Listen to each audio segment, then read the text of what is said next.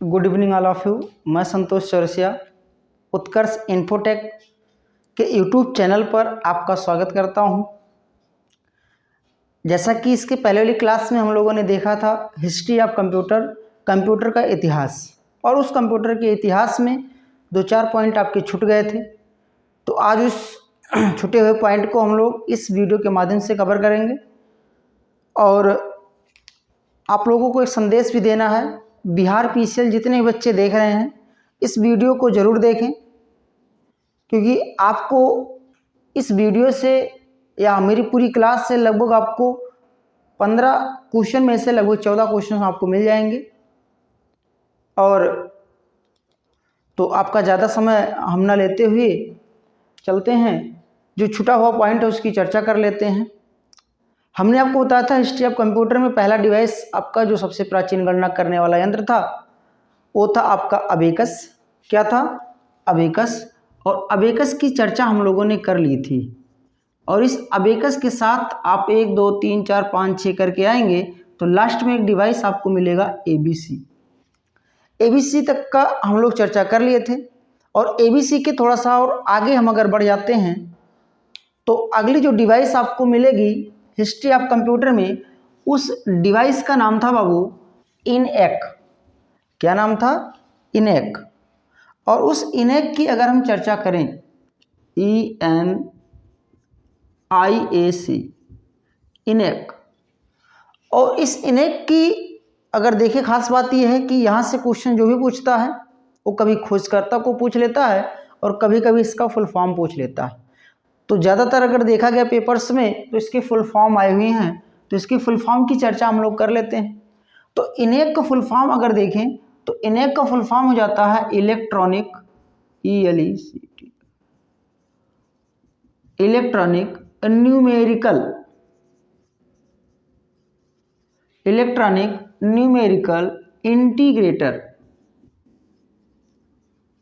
Integrator and computer. क्या मिल जाता है? Electronic numerical integrator and calculator. देखिए पेपर में वो थोड़ा सा ट्विस्ट कर देता है, 4 विकल्प देते हैं और 4 विकल्पों में वो दे देगा एकदम सेम आपको मिलेगा, इलेक्ट्रॉनिक न्यूमेरिकल के जगह न्यूमेरिक कर देता है। और अगर न्यूमेरिक मिल गया तो आप उसको गलत कर दीजिएगा, न्यूमेरिकल पॉइंट ही आपका सही होगा। तो electronic numerical integrator and calculator, तो ये तो आपका हो गया भैया इनएक। लेकिन यहाँ अब बात कर लेते हैं कि इनएक की खोज किसने किया था। ठीक है, तो इनएक की खोज की अगर हम बात करें तो आप लिख सकते हो कि सन 1946 1946 में 2 वैज्ञानिक थे, और उन वैज्ञानिक का नाम क्या था? तो आप कहेंगे JP Eckert and John मोचली।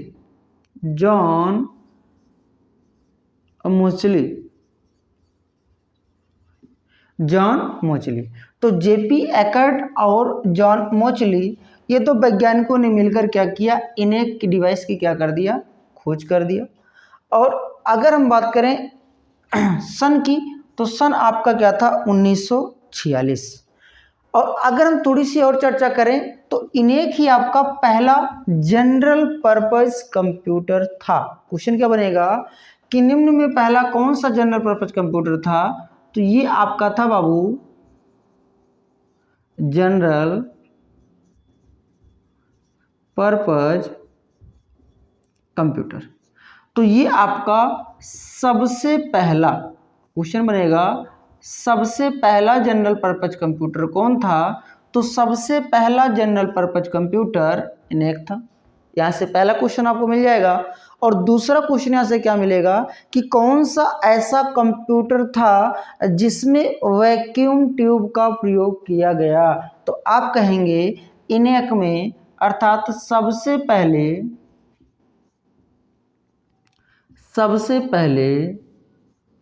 Vacuum tube का प्रयोग इनएक डिवाइस में किया गया, अर्थात इनएक में किया गया।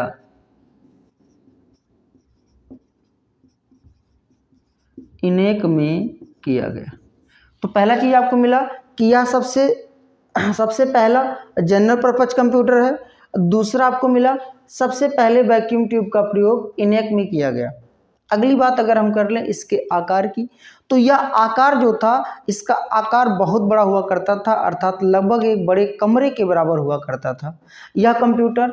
और दूसरी बात क्या थी कि यह कंप्यूटर लगभग 30 टन, आप कह सकते हैं नियर अबाउट, अर्थात लगभग 30 टन के बराबर हुआ करता था, 30 टन के बराबर हुआ करता था। और अगर इसके हम स्क्वायर की एरिया की बात करें तो लगभग मान कर चलो 1500 से 2000 स्क्वायर फीट, 1500 से लगभग मान के चलो, हाँ 1500 से 2000 स्क्वायर फीट के बीच के एरिया के क्षेत्र में इस कंप्यूटर को लगाया जाता था।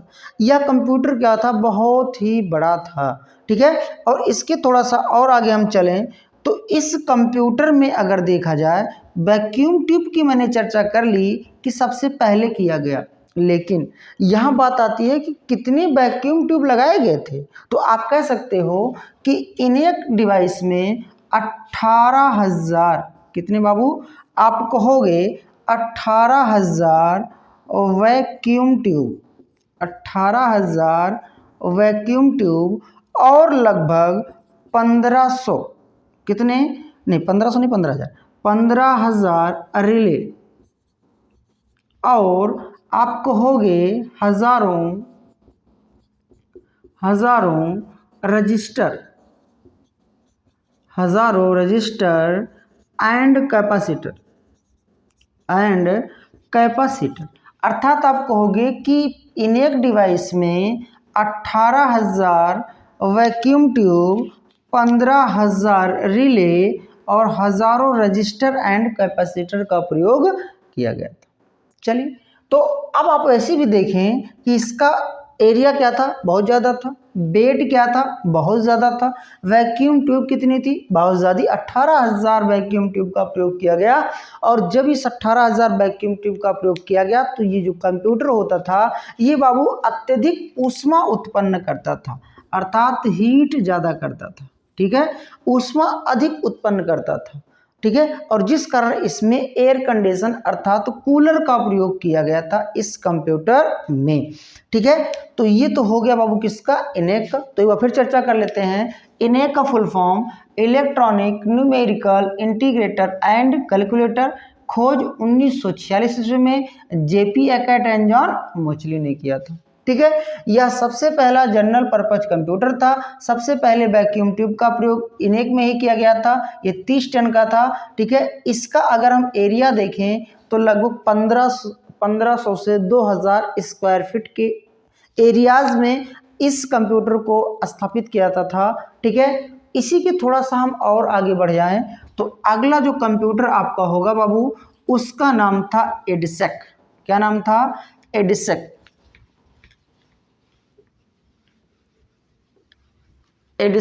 अगला कंप्यूटर आपको मिलेगा EDSEC, तो उसकी भी चर्चा कर लेते हैं। EDSEC की अगर हम बात कर लें, चलिए देख लीजिए, EDSEC, तो फिर बाबू इसका भी फुल फॉर्म बहुत पूछा जाता है। तो इसका फुल फॉर्म जो हो जाता है वो हो जाता है इलेक्ट्रॉनिक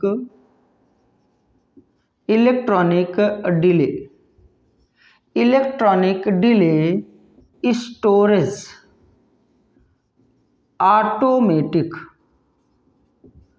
कंप्यूटर। तो क्या हो जाएगा, electronic delay storage automatic computer, ये था कि आपका EDSEC था, ठीक है। तो ये तो इसका फुल फॉर्म हो जाता है। फिर बात आती है इसकी खोज की, ठीक है। तो इसकी खोज की अगर हम बात कर लें तो सन 1949 ईस्वी में 1949 ईस्वी में एक वैज्ञानिक थे जिसका नाम था मॉरिस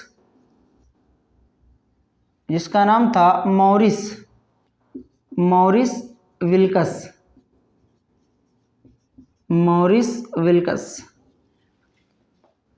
ठीक है, मॉरिस विल्कस। ये आपके क्या थे, 1949 ईस्वी में इस EDSEC का क्या किया था, खोज किया था।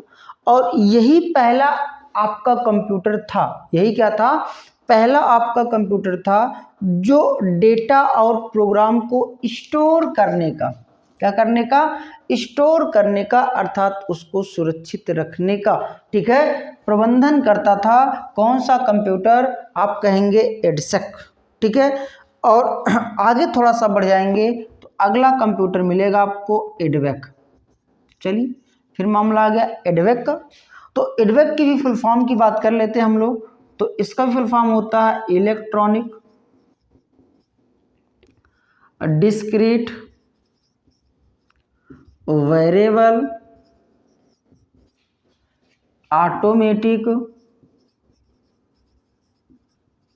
Computer. Electronic discrete variable automatic computer.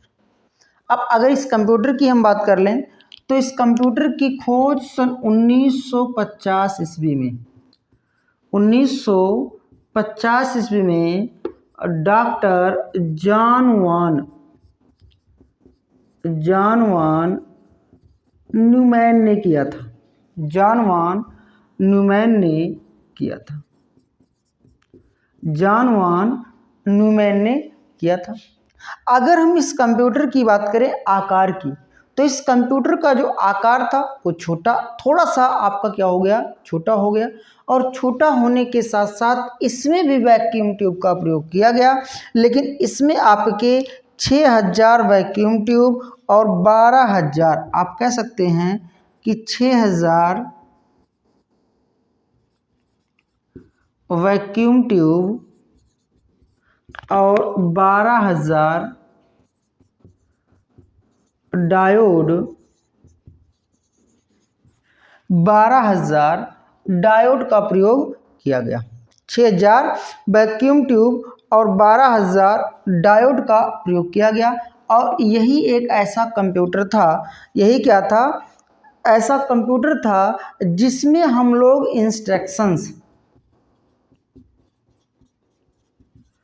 Instructions दे सकते थे। पहला कंप्यूटर था जिसमें हम लोग इंस्ट्रक्शंस दे सकते थे और यह प्रोग्राम या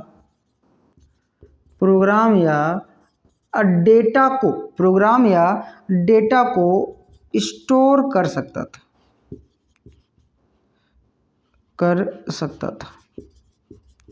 ठीक है, तो ये आपका कंप्यूटर कौन था? एडवेक। एडवेक की फुल फॉर्म की बात करें तो एडवेक का फुल फॉर्म आपका होता है electronic discrete variable automatic computer. खोज की बात करोगे तो 1950 में डॉक्टर जॉन वान न्यूमैन ने किया। इसमें भी वैक्यूम ट्यूब का प्रयोग किया गया, 6000 वैक्यूम ट्यूब का और 12000 डायोड का प्रयोग किया गया। ठीक है, तो इसकी थोड़ा सा हम और आगे चलते हैं। एक डिवाइस आपकी और है और उस डिवाइस का नाम क्या है? तो उस डिवाइस का नाम आपका हो जाएगा यूनिबैक। क्या हो जाएगा बाबू? यूनिबैक। और यूनिबैक की अगर हम बात कर लें तो यूनिबैक का पूरा नाम क्या होता है? क्वेश्चन बन सकता है। तो UNIVAC, यूनिबैक। अब बात फिर आगे फुल फॉर्म की, तो इसको भी देख लेते हैं। यूनिवर्सल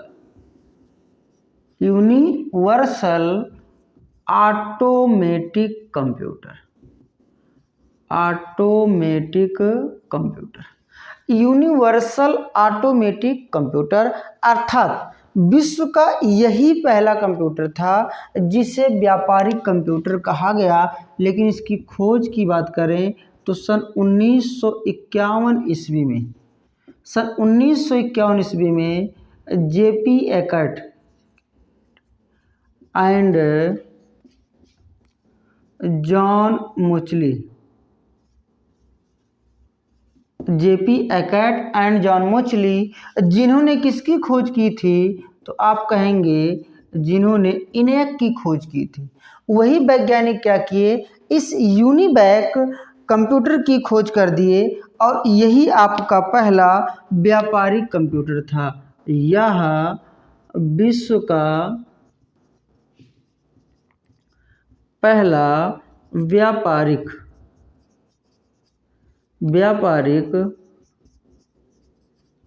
कंप्यूटर था। यह विश्व का आपका पहला व्यापारिक कंप्यूटर था और यही आपका पहला कंप्यूटर था। यह विश्व का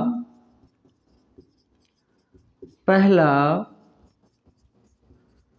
कंप्यूटर था जो न्यूमेरिकल डेटा के साथ टेक्सचुअल डेटा को देता था। जैसे आपसे कहें 1 2 3 4 या आपसे कहें हाउ आर यू, अर्थात ऐसा डेटा देने वाला आपका यह विश्व का पहला कंप्यूटर था जिसका नाम क्या था? यूनिवैक। क्या नाम था जिसका? यूनिवैक। तो यह विश्व का पहला आपका कंप्यूटर था व्यापारिक। यह विश्व का पहला कंप्यूटर था जो न्यूमेरिकल डेटा के साथ साथ टेक्सचुअल डेटा आपको देता था। अब अगर इसमें हम बात करें तो इसमें आपका 5000, देखिए इसमें वैक्यूम ट्यूब का प्रयोग किया गया, तो इसमें 5000 वैक्यूम ट्यूब और 18,000 क्रिस्टल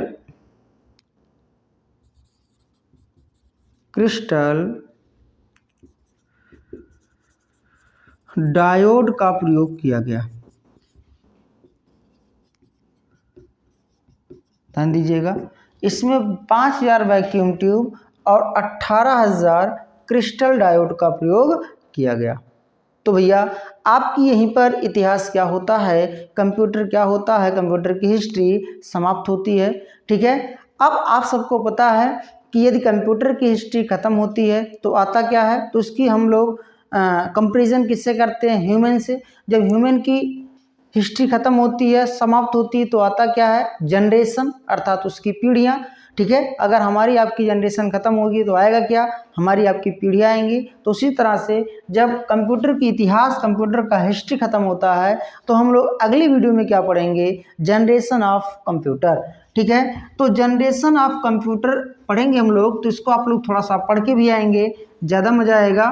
तो थोड़ी सी चर्चा इसकी हम लोग कर लेते हैं कि जनरेशन ऑफ कंप्यूटर में जनरेशन कितने प्रकार की थी। तो ऐसे ही देखते हैं कि कंप्यूटर में जो जनरेशन आपकी थी अभी तक कंप्यूटर की कुल जो पीढ़ियाँ हैं वो 5 पीढ़ियाँ हैं।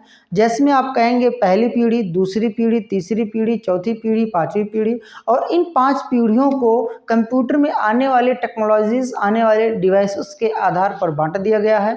अगर हम देखें पहली पीढ़ी में तो वैक्यूम ट्यूब, दूसरी पीढ़ी में ट्रांजिस्टर, तीसरी पीढ़ी में आपका आईसी, चौथी पीढ़ी में आपका माइक्रो प्रोसेसर और 5वीं पीढ़ी में आपका कृत्रिम बुद्धिमत्ता अर्थात एआई का प्रयोग किया गया। ठीक है, तो इस वीडियो में मैंने आपको ऐसे याद करने के लिए, ठीक है, आगे की रणनीति बनाने के लिए मैंने बता दिया। बाकी इसका हम लोग क्लासीफाई अर्थात इसका हम लोग अच्छे से विस्तार से अगले वीडियो में पढ़ेंगे, नेक्स्ट वीडियो में पढ़ेंगे। ठीक है, हाँ, चलते चलते मैं आप लोगों से कहूँगा कि अगर ये वीडियो आपको अच्छी लग रही हो, ठीक है, तो आप इस वीडियो को सब्सक्राइब करें और अपने दोस्तों के पास ज़रूर शेयर करें। ठीक है, धन्यवाद।